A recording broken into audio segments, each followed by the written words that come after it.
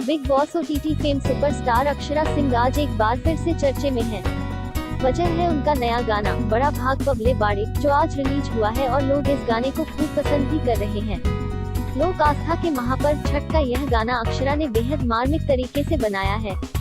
यही वजह है कि लोगों को न सिर्फ यह गाना पसंद आ रही है, बल्कि लोग इस गाने की तारीफ भी कर रहे हैं और भावुक भी हो रहे हैं।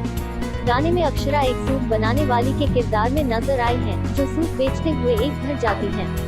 वहां उसका हाथ पास पड़े खटिये से लगती है, जिसके बाद उसके घर की मालिकन आकर उसे बुरी तरह से दुत्कार देती है। इससे वह काफी आहत हो जाती है और रोते हुए वहां से चली जाती है। यह बेहद मार्मिक क्षण होता है।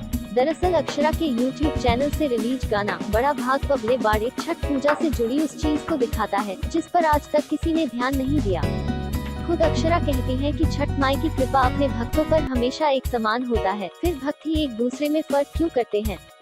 यह महापर्व आपसी सहयोग का भी प्रतीक है, लेकिन फिर भी छठ में उपयोगी सूप बनाने वाले लोगों के साथ आज भी लोग छुआछूत मानकर उनका अपमान करते हैं। यह सही नहीं, क्योंकि अगर वे अपवित्र होते तो छठ मैया को उनका सूप चढ़ता ही नहीं। गाने में हमने एक ऐसी ही दुखियारी को दिखाया है, आप भी देखिए।